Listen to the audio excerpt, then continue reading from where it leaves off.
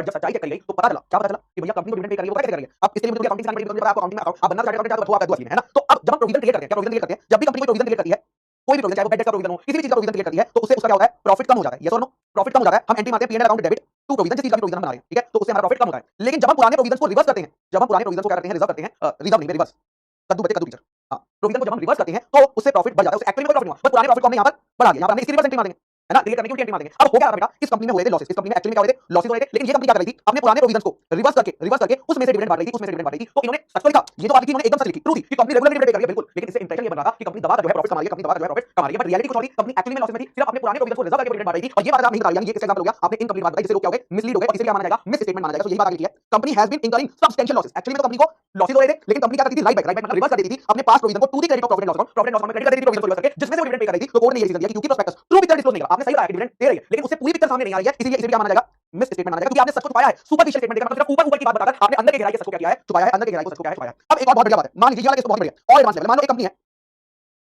एक कंपनी है, उसने अपने प्रोस्पेक्टस में लिखा, एक कंपनी ने अपने प्रोस्पेक्टस में लिखा, क्या लिखा, the present value of turnover of company is 1 billion rupees. मान लीजिए ऐसा लिखा हुआ है, the present value of turnover of company is 1 billion rupees. अब लोगों को लगेगा कि भाई कंपनी का जो टर्नओवर है, इस लाइन को लोगों को लगेगा कि कंपनी 1 बिलियन रुपीस का टर्नओवर कर रही है, बट रियलिटी में पता क्या है, ये इसकी मैक्सिमम कैपेसिटी पर है। मैक्सिमम कैपेसिटी मतलब मान लीजिए एक कंपनी है जिसकी फैक्ट्री है, वो फैक्ट्री में गुड्स बनाती है, अगर वो फैक्ट्री में गुड्स बनाती है 100% कैपेसिटी पर, अगर वो फैक्ट्री में 100% कैपेसिटी बनाती है, तो वो 1 बिलियन रुपीस का टर्नओवर टच कर लेगी। अगर हमने फैक्ट्री में 100% कैपेसिटी पर काम किया तो हम 1 बिलियन रुपीस का टर्नओवर टच कर लेंगे, लेकिन एक्चुअल जो कैपेसिटी कंपनी यूज कर रही है वो कितनी यूज कर रही है, मान लीजिए 20% कैपेसिटी पे काम कर रही है, 20% कैपेसिटी पे, तो लोग तो सोचेंगे कि ये कंपनी का टर्नओवर 1 बिलियन रुपीस है, जबकि ये लाइन जो लिखी हुई है मैक्सिमम कैपेसिटी की लाइन लिखी हुई है, और इससे लोगों को क्या होगा, मिसलीड हो जाएंगे, इससे लोग क्या हो जाएंगे, मिसलीड हो जाएंगे, और ये पता लोग कंपनी में पैसा लगा देंगे, कंपनी में पैसा लगा देंगे, जबकि हमें क्या बताना चाहिए था, हमें बताना चाहिए था कि कंपनी एक्चुअली में आज की तारीख में कितना टर्नओवर कर रही है, जो कि 20% कैपेसिटी पे कितना कर रही होगी, 1 बिलियन तो नहीं कर रही होगी ना। यही बात इसमें लिखी हुई है थर्ड केस में, that the prospectus of a manufacturing company, manufacturing company के प्रोस्पेक्टस में लिखा था कि present value of turnover is 1 million sterling per annum, ठीक है, 1 मिलियन स्टर्लिंग पर एनम लिखा हुआ था। ये स्टेटमेंट कब सच होती, ये स्टेटमेंट सच तब होती अगर कंपनी प्रोडक्शन कैपेसिटी कंसीडर करी जाए, मतलब अगर कंपनी जो है 100% प्रोडक्शन कैपेसिटी पे काम करती तो प्रोस्पेक्टस में लिखी हुई बात सच होती। लेकिन ये बात एकदम झूठ है, ये बात एकदम झूठ है। क्यों, अगर आप कंपनी की प्रेजेंट प्रोडक्शन कैपेसिटी देखो, मतलब एक्चुअली कंपनी कितना यूटिलाइज कर रही है, तो इसीलिए ये जो स्टेटमेंट डायरेक्टर्स ने लिखी है, उन्हें पता था कि इसके मल्टीपल मीनिंग हो सकते हैं, बट उन्होंने इसे इस तरीके से लिखा ताकि लोग उनकी बातों में फंस जाए और लोग इस पर भरोसा करके कंपनी में पैसा लगा दें। तो ये सभी एग्जांपल किस चीज के हैं, मिस स्टेटमेंट के एग्जांपल है, मिस स्टेटमेंट के एग्जांपल है। एक और एग्जांपल यहां पर क्या होगा,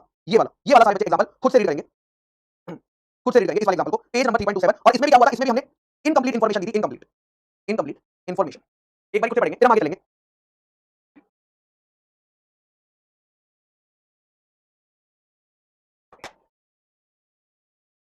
लड़का ये कहता है लड़की से, not on in my class, I am a very strict teacher.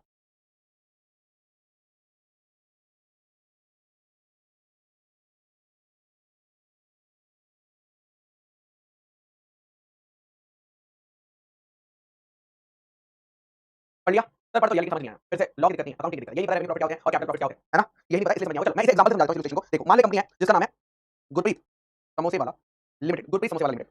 ये प्रोस्पेक्टस लेकर आई है, इसने प्रोस्पेक्टस में सब कुछ ट्रू लिखा है, सब कुछ ट्रू लिखा है, कुछ भी झूठ लिखा ही नहीं है, कुछ भी झूठ नहीं लिखा है, सब कुछ ट्रू लिखा है प्रोस्पेक्टस में। और हमने प्रोस्पेक्टस में एक और बात की, क्या लिखी, that company is regularly paying dividends, company is regularly paying dividends, company जो है रेगुलरली अपने शेयरहोल्डर को डिविडेंड पे करती है। ये अच्छी बात लगी लोगों को, अपनी बात लगी, जो लोग मेरी कंपनी का प्रोस्पेक्टस पढ़ेंगे अच्छा लगेगा, अच्छा लगेगा, ये कंपनी तो रेगुलरली हॉट डिविडेंड दिया, इस कंपनी को पैसा लगा सकते हैं। लेकिन अब देखो मेरा बिजनेस क्या है, समोसे बेचने का, मेरा बिजनेस क्या है, यानी समोसे बेचकर कंपनी को जो भी प्रॉफिट होता होगा वो कंपनी का ट्रेडिंग प्रॉफिट भी कह सकते हो, या आप उसे रेवेन्यू प्रॉफिट भी कह सकते हो, रेवेन्यू प्रॉफिट भी कह सकते हो। समोसे बेचकर कंपनी जितना भी पैसा कमाएगी वो कंपनी का ट्रेडिंग प्रॉफिट है, रेवेन्यू प्रॉफिट है। मान लो इस कंपनी ने अपनी एक शॉप सेल कर दी, अपनी एक शॉप सेल कर दी, और शॉप बेचने के बाद इस कंपनी को, वो दुकान हमने खरीदी थी 1 करोड़ रुपए में, लेकिन आज उस दुकान की वैल्यू हो गई है 80 करोड़, आज दुकान की वैल्यू हो गई 80 करोड़, तो हमने इस दुकान को बेचकर 79 करोड़ कमाया। अब ये जो 79 करोड़ कमाया ये कंपनी का रेगुलर बिजनेस का प्रॉफिट नहीं है, क्या कंपनी का बिजनेस दुकान खरीदना दुकान बेचने का नहीं, लेकिन हमने अपनी दुकान को बेच दिया, क्योंकि आप सोच रहे हैं रेंट पर शॉप लेंगे, वहां से काम करेंगे, ये वाली शॉप यहाँ से सेल कर देते हैं। तो ये जो 79 करोड़ है ये हमारा कैपिटल प्रॉफिट, ये वन टाइम प्रॉफिट, क्या ये प्रॉफिट रोज रोज होने वाला है, क्या ये प्रॉफिट कंपनी को रोज रोज होने वाला नहीं। अब कंपनी ने क्या किया, हर साल इसमें से 5 करोड़ डिविडेंड देती रही, हर साल इसमें से 5 करोड़ डिविडेंड देती रही, हर साल 5 5 5 करोड़ रुपए कंपनी डिविडेंड देती जा रही थी। अब ये बात हमने लिख तो दी कि कंपनी हर साल डिविडेंड दे रही है, लेकिन हमने उन्हें ये नहीं बताया कि हम डिविडेंड जो दे रहे हैं वो ट्रेडिंग प्रॉफिट से नहीं दे रहे, वो कैपिटल प्रॉफिट से दे रहे हैं। ये बात अगर हम नहीं बता रहे, मतलब हमने उन्हें इनकंप्लीट इंफॉर्मेशन बताई है, और लॉ ये अज्यूम करता है कि जब आप इनकंप्लीट इंफॉर्मेशन बताते हो तो इसको हम मिस स्टेटमेंट मानेंगे, क्योंकि आप लोगों को एक तरह से धोखा दे रहे हो, आप लोगों को एक तरह से धोखा दे रहे हो। तो all the statement contains in the prospectus were literally true, वो ट्रू थी।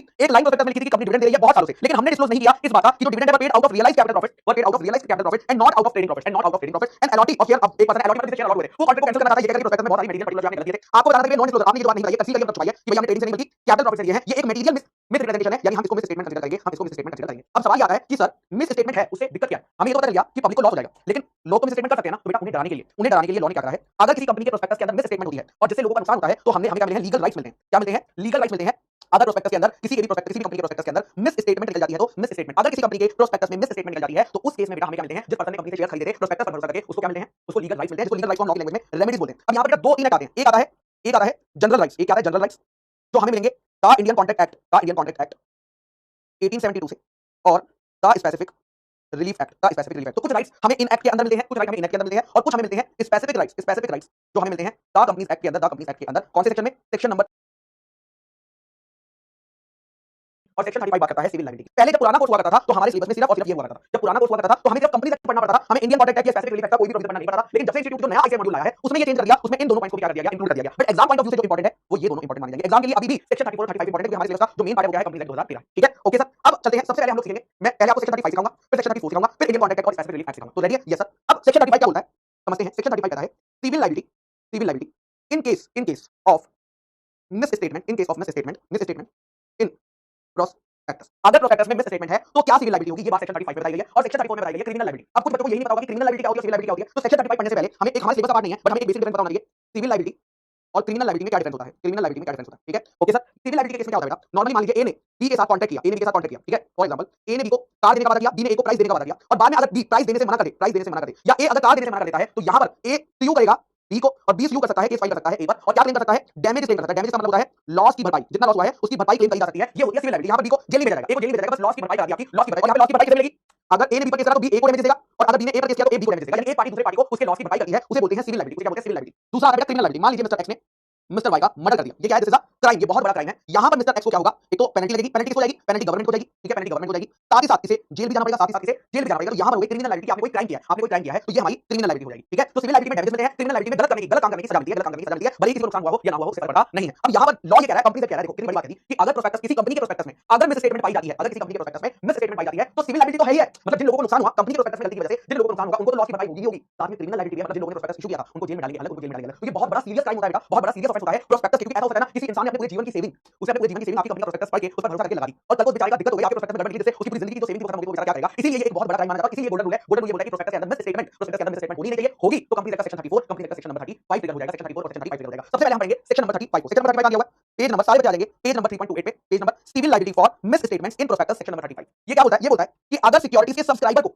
कोई लॉस या डैमेज हो जाता है, अगर सिक्योरिटीज के सब्सक्राइबर को लॉस या डैमेज हो जाता है, क्यों हो जाता है, बिकॉज उसने प्रोस्पेक्टस पर भरोसा किया था, लेकिन आपके प्रोस्पेक्टस के अंदर या तो किसी बात को लिखा नहीं गया था, या तो जो बात लिखनी चाहिए थी वो लिखी नहीं, या कोई ऐसी बात लिख दी जो लिखनी नहीं चाहिए थी, जिससे वो क्या हो गया, मिसलीड हो गया, जिससे वो हो गया मिसलीड। एक दो तीन एग्जांपल लेंगे और फिर हमें इसकी क्लियर अंडरस्टैंडिंग आनी चालू होगी। एग्जांपल नंबर 1, एग्जांपल नंबर 1, मान लीजिए एक कंपनी है जिसने प्रोस्पेक्टस इशू किया, जिसने प्रोस्पेक्टस इशू किया, उस प्रोस्पेक्टस को पढ़कर, ध्यान से सुनना, उस प्रोस्पेक्टस को पढ़कर मिस्टर एक्स ने कंपनी में पैसा लगाया, मिस्टर एक्स ने कंपनी में क्या लगाया, पैसा लगाया, पैसा लगाया, लगा दिया पैसा। अब हुआ क्या, इस प्रोस्पेक्टस के अंदर कोई भी मिस स्टेटमेंट नहीं थी, इस प्रोस्पेक्टस के अंदर कोई भी मिस स्टेटमेंट, कुछ भी गलत नहीं लिखा था, कुछ भी गलत नहीं लिखा था, लेकिन मिस स्टेटमेंट तो नहीं थी, लेकिन कंपनी के शेयर के भाव फिर भी गिर गए, कंपनी के शेयर के भाव फिर भी प्राइस गिर गया। यानी मिस्टर एक्स ने ये शेयर खरीदा था मान लो 500 रुपए का, और पब्लिक ऑफर आने के कुछ दिन बाद ये शेयर हो गया 300 रुपए का। क्या मिस्टर एक्स इन 200 रुपए के नुकसान, लॉस से हुआ, क्या वो इस लॉस की भरपाई कंपनी से ले पाएगा सेक्शन 35 के अंदर? The answer is no. Sir no क्यों, उसे नुकसान हुआ है बेटा, नुकसान हुआ है मानता हूं, मार्केट में जब पैसा लगाएंगे तो नुकसान भी हो सकता है, प्रॉफिट भी हो सकता है, उसकी कोई दिक्कत नहीं है। अगर वो नुकसान इस वजह से हुआ क्योंकि कंपनी के प्रोस्पेक्टस में मिस स्टेटमेंट था, तब सेक्शन 35 लगता है, तब सेक्शन 35 लगता है। ओके, तो क्योंकि यहां पर प्रोस्पेक्टस के अंदर कोई मिस स्टेटमेंट थी ही नहीं, कोई मिस स्टेटमेंट थी ही नहीं, इसीलिए यहां पर मिस्टर एक्स सेक्शन 35 के अंदर सीयू नहीं कर पाएगा, सीयू नहीं कर पाएगा। आगे चलेंगे। Yes sir, I hope first point clear हो गया।